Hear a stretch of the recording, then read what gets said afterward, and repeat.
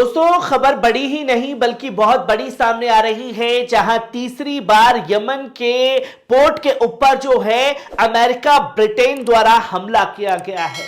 क्यों हमला किया गया है, इस पहलू को भी आपके सामने रखूंगा। तो वही अमेरिका जो है इजराइल से खफा हो चुका है। जिस तरीके से इंटरनेशनल कोर्ट में नरसंहार का मुकदमा इजराइल के ऊपर चल रहा है, तो वही जिनको शेर बना करके यमनी सेना के आगे पेश किया गया है, वो अमेरिका ब्रिटेन के आर्मी ऑफिसर्स भी कहने लगे हैं कि हम यमन को नहीं हरा सकते और पूरी तरीके से यमन के आगे सरेंडर कर दिया है। वही इस्लामिक रेजिस्टेंस ने भी खुल करके ऐलान कर दिया है कि 100 दिन जंग के हो चुके हैं और अब हमारे आग के गोले जो हैं अमेरिकी मिलिट्री बेस के ऊपर बरसेंगे। 4 बड़ी खबरों से आपको रूबरू कराने जा रहा हूं, जहां सबसे पहले आप इस खबर पर नजर डालें जो तीसरी बार जो है पोर्ट पर हमला किया गया 5 मिनट के अंदर, वो भी होदीदा पोर्ट पर। यूएस फोर्स ने यह बमबारी जो है होदीदा पोर्ट पर की है और इसलिए की गई है क्योंकि बाइडेन और ब्रिटिश सरकार को धमकी खुले तौर पर यमनी सेना के अंसारुल्लाह ग्रुप द्वारा दी गई कि अब हम अमेरिकी और ब्रिटेन के युद्धपोतों को मिसाइलों से उड़ा देंगे। उसके बाद खलबली मची और हुदीदा को निशाना बनाने की एक खास वजह यह है कि हिजबुल्लाह और ईरान ने अपनी बैलिस्टिक मिसाइलें ट्रांसफर की हैं, नवल मिसाइलें यानी कि एंटी शिप्स जो है हुदीदा पोर्ट के पास भेजी हैं। इसी खौफ से अमेरिका ने यह बमबारी की कि अगर यह हथियारों का जखीरा यमन के हाथ लग गया तो उसकी बैंड बच जाएगी। पर यहां जिन लोगों ने बमबारी की उन्होंने साफ तौर पर बताया कि हम उन हथियारों के जखीरे को निशाना नहीं बना पाए हैं जो कि बमबारी हमारे थ्रू की गई है।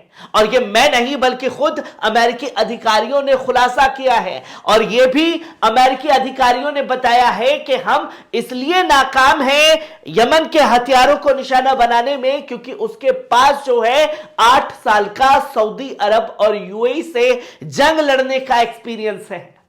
तब भी 20,000 से ज्यादा बमबारी जो है यमन के ऊपर की गई और तब भी यमन को कोई बड़ा नुकसान हथियारों के जखीरे में पहुंचाने में नाकामयाब जो है वो सऊदी अरब रहा। और दुनिया जानती है कि हबीबियों के पास भी अमेरिका के ही हथियार थे जो 8 सालों में कुछ नहीं उखाड़ पाए, वो अब क्या ही कुछ कर पाएंगे, ये भी तस्वीरें देखने वाली होंगी। पर यही आपको जानना जरूरी है कि अपनी नाजायज औलाद से नाराज हो चुके हैं जो बाइडेन।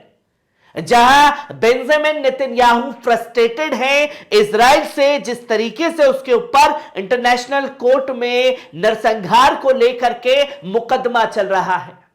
पहले अमेरिका द्वारा इजराइल को पालपोस करके बड़ा किया गया और ताकि वो मुसलमानों का नरसंहार कर सके और मुसलमानों के नरसंहार के चलते जब मामला इंटरनेशनल कोर्ट में पहुंच गया तो अब बाइडेन को डर है कि अगर इसमें दोषी पाया जाता है इजराइल तो इसकी तलवार अमेरिका के ऊपर भी लटकेगी और अमेरिका भी उसमें उतना ही भागीदार होगा जो कि वहां के युवा खासतौर पर जो बाइडेन से नाराज हैं और जो बाइडेन से नाराजगी को लेकर के क्योंकि चुनाव है तो अब इस जंग को ट्रांसफर करना है यमन की तरफ।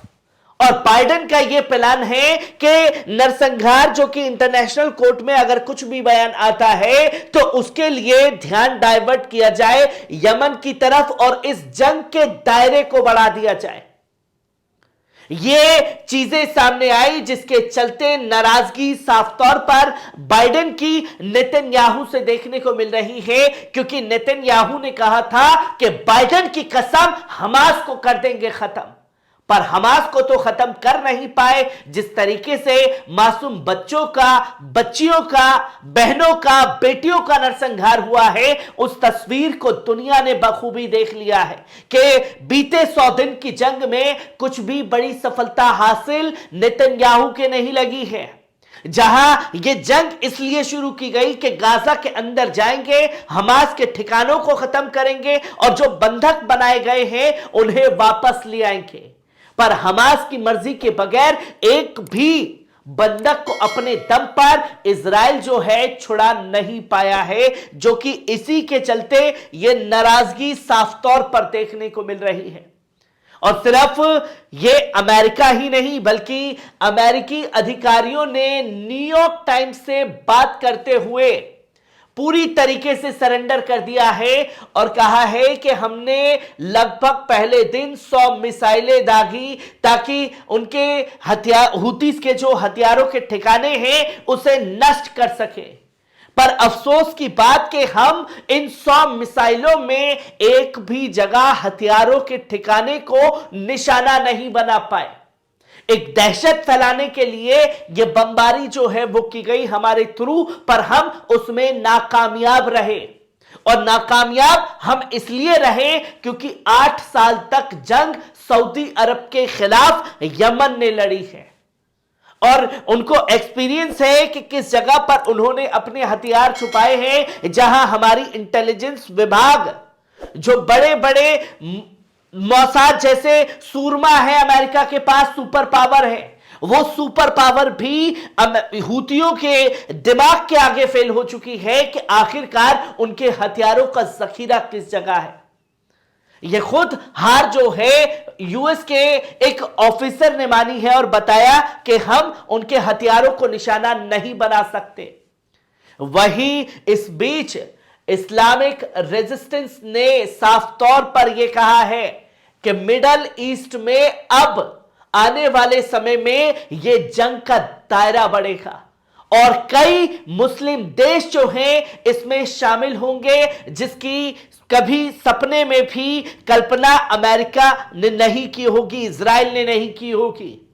और जंग के 100 दिन हो चुके हैं और 100 दिन में भी यह जंग जो है इजराइल नरसंहार रोकने से बाज नहीं आया। और अमेरिका अब तैयार हो जाए हमारे बड़े ऑपरेशंस के लिए जो ताबड़तोड़ उसके खिलाफ चलने वाले हैं। सीरिया इस्लामिक रेजिस्टेंस ने यह खुल करके ऐलान कर दिया है। जहां जंग का दायरा बढ़ा और इस जंग के दायरे के बढ़ने के साथ साथ बाइडेन की मुश्किलें कैसे बढ़ रही हैं और इजराइल के प्रधानमंत्री बेंजामिन नेतन्याहू के खिलाफ कैसे नरसंहार की तलवार लटक रही है, ये तस्वीरें देखने वाली हैं। पर इन्हीं तस्वीरों के बीच में सबसे ज्यादा चौंकाने वाला बयान है अमेरिकी अधिकारियों का, जहां यमन के आगे पूरी तरीके से सरेंडर कर दिया है। हर एक पहलू को आपके साथ साझा करता रहूंगा। दीजिए इजाजत, शुक्रिया।